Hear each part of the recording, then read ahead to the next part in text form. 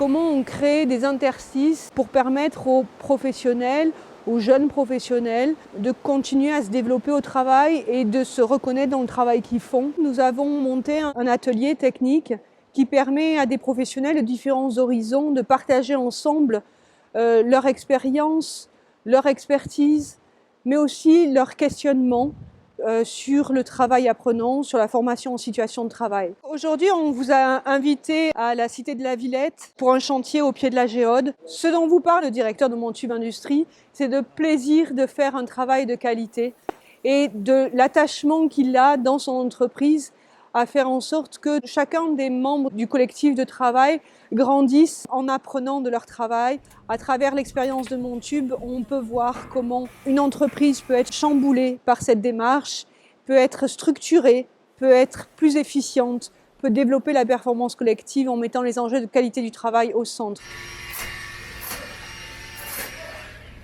Aujourd'hui, nous, c'est important de pouvoir transmettre le savoir d'Adèle à des jeunes. Moi, en tant que chef d'entreprise, j'ai des contraintes qui sont essentiellement liées au délai, à la qualité et au coût. Les premiers conseils que Adèle peut me donner pour commencer une soudure, en fait, c'est simple. On démarre avec dans quelle position on va se mettre pour faire notre soudure. Déjà, c'est la base.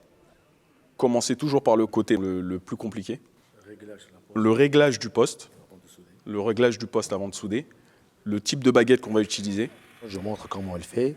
Après, eux qui prennent le relève et je suis là pour je regarde comment ils soudent. L'expérience que j'ai, parce que j'ai presque 30 ans, 35 ans, je ne suis pas parti à l'école d'abord. Moi, en Tunisie, j'ai mon père qui est un soudeur et je suis resté avec lui. Depuis que je suis à Montube, en fait, c'est complètement différent parce que ce qu'on apprend en école, comme l'a dit mon collègue Youssouf tout à l'heure, c'est vraiment de la théorie. On a un peu de pratique, mais pour moi, en fait, c'était de la découverte. Ce métier-là, en fait, le métier de soudeur, il demande énormément de concentration. Il faut aussi une bonne respiration, il faut une bonne gestuelle du corps, il faut être bien aussi dans sa tête. Et c'est tout ça qui fait que une soudure sera bien réalisée ou non, en fait. Ces images aujourd'hui, c'est pour vous donner envie de nous rejoindre, de rejoindre la 3e saison qui va commencer en janvier 2020 et qui va porter sur les ficelles, les délicatesses de montage de telles opérations d'actions de formation en situation de travail. Et ce que nous souhaiterions aussi, c'est partager cette réflexion que nous avons accumulée depuis 2015. Il s'agirait de restituer de façon audiophonique les résultats de notre atelier. Nous souhaiterions tout simplement mettre en partage cette réflexion collective accumulée.